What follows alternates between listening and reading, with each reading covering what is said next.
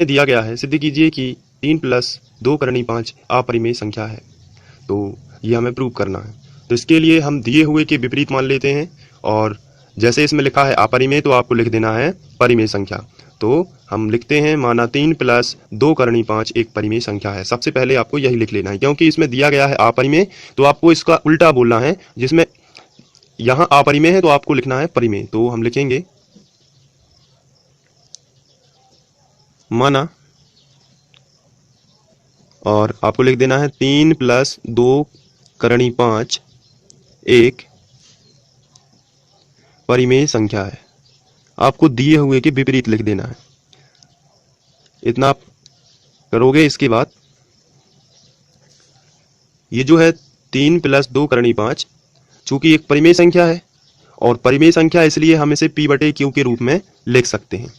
तो हम लिखेंगे 3 + 2 करनी 5 बराबर p/q।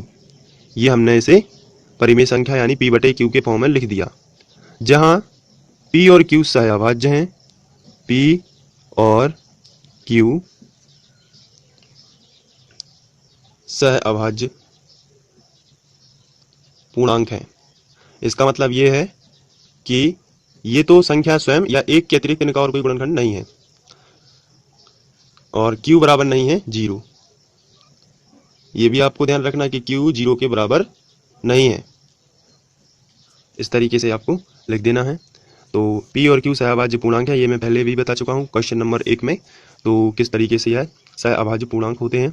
अब यहाँ पर हम देखते हैं, सबसे पहले तो हम इस 3 का इस तरफ पक्षांतर कर देते हैं। तो यहाँ पर कोई भी साइन नहीं लगा है तो ये प्लस का माना जाता है, और प्लस का 3 इस तरफ जाएगा तो माइनस का हो जाएगा। तो आपको लिखना है ये तो इस तरफ जाएगा, तो सबसे पहले अब लिखेंगे हम 2 करनी 5 बराबर लगा है तो बराबर लगाएंगे। फिर p/q लिखा है तो इसको हम लिख देते हैं। इसके बाद ये धन का 3 इस तरफ आ जाएगा तो ये ऋण का 3 हो जाएगा। अब हम आगे बढ़ते हैं। तो यहाँ से इसका LCM ले लेते हैं सबसे पहले तो इसको हम ज्यों का त्यों लिखते हैं 2 करनी 5 बराबर, इसका LCM से गुणा कर देते हैं। तो यहाँ पर देखिए अभी ये p के बटे में q है, 3 के बटे में और आना चाहता है तो सबसे पहले गुणा होगा तो इन दोनों के बटे में आ जाएगा। तो इसके लिए p - 3 का गुणा q में होगा तो हो जाएगा 3q, और बटे में आ गया ये सबके बटे आ गया q। तो ध्यान रखना है ये लघुत्तम से गुणा किया हुआ है, तो p - 3 का गुणा q में करना है। आपको ध्यान रखना 3 का गुणा q में, तो हो जाएगा 3q।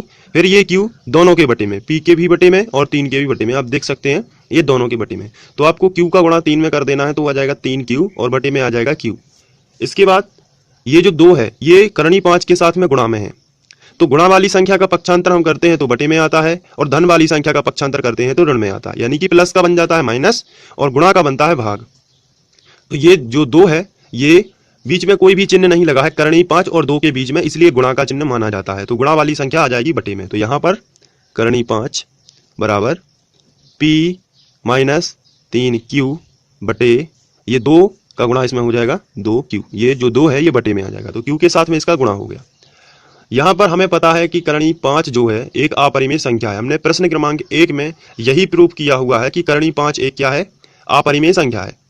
तो यहाँ पर ये वाली संख्या भी क्या हो जाएगी, अपरिमेय संख्या। तो यहाँ पर आपको लिखना है, हम जानते हैं कि करनी 5 एक अपरिमेय संख्या है।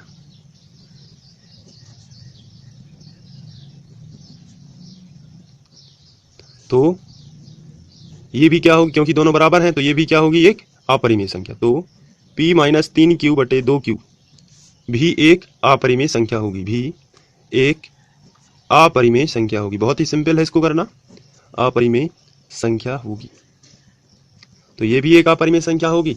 अतः हमें क्वेश्चन में जो दिया गया था, अतः 3 + 2√5 एक अपरिमेय संख्या ही है, अपरिमेय संख्या है।